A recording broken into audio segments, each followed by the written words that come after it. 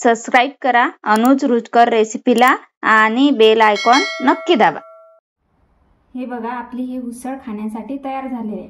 आता पुढे नवरात्र येतात। नवरात्रात प्रत्येकाचे उपास असतात, त्यासाठी अशी उसळ बनवून आपण खाऊ शकतो। आज आपण बनवणार आहोत साबुदाण्याची खिचडी किंवा साबुदाणा उसळ। मी या वाटीने 1 वाटीभर साबुदाणा घेतलेला आहे आणि हा साबुदाणा मी असा चांगला भिजून घेतलेला आहे। हा रात्रभर भिजवला तरी पण चालते। बघा हा किती छान असा मोकळा मोकळा झालेला आहे। असा साबुदाणा भिजला तर आपली उसळ चिकट होत नाही। गॅसवर कढई गरम करत ठेवलेली आहे। त्याच्यामध्ये मी 2-3 चम्मच हे शेंगदाणा तेल घालून घेते।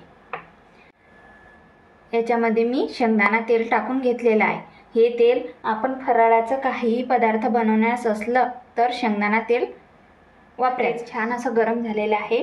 त्याच्यामध्येच मी हे बारीक 4-5 हिरवी मिरची कापून घेतलेली आहे, हे घालून घेते।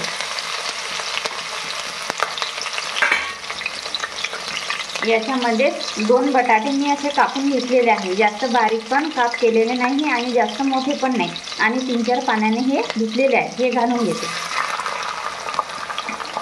आणि आपले बटाटे छान असं होईपर्यंत याच्यामध्ये परतून घेते।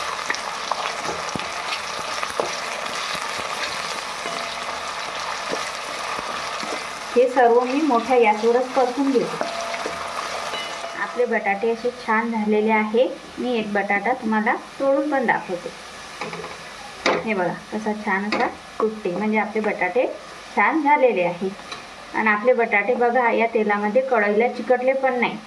आपण बटाटे सुरुवातीला 3-4 पाण्याने धुवून घेतले, त्यातले पूर्ण स्टार्च निघून गेले, म्हणून हे बटाटे तळाला चिटकत नाही। ते व्यवस्थित धुतले नाही तर ते चिटकतात। गॅस कमी केलेला आहे। त्याच्यामध्ये जिरे घालते। जर तुम्ही उपासाला जिरे घालत असाल तर घालायचं, नाही घातलं तरी चालेल।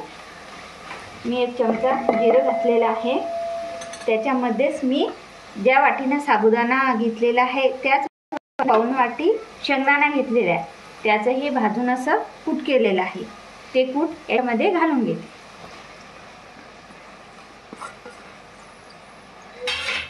आणि हे सर्व छान असं मिक्स करून घेते।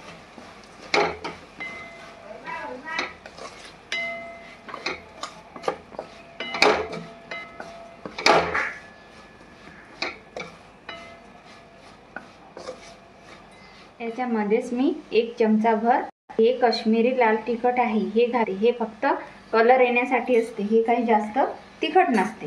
हे घालून मी छान असं परतून घेते।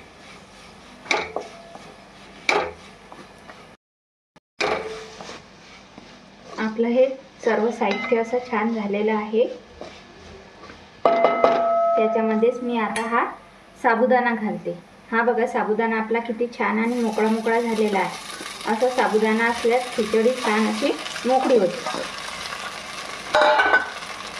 आणि हे सर्व परतून घेऊ।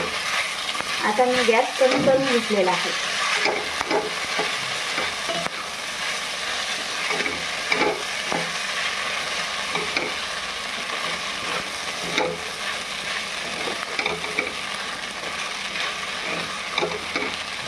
चवीपुरतं 1 चमचाभर मीठ घालून घेते। हे असं मीठ आहे ज्याला शेंदा मीठ म्हणतात। तुमच्याकडे असले तर घालायचं, नाही तर आपलं साधं मीठ घातलं तरी पण चालेल। आणि हे सर्व मिक्स करून घेते।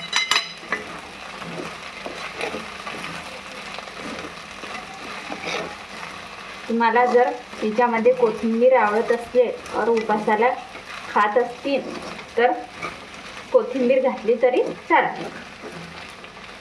आता मी याच्यावर झाकण ठेवून 1 वाफ आणून घेते।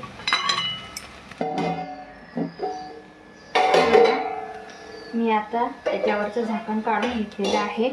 आपली उसळ किती छान झालेली आहे बघा। हे बघा आपली उसळ किती छान झालेली आहे आणि मोकळी मोकळी झालेली आहे। ते मी आता एका प्लेटमध्ये काढून घेते।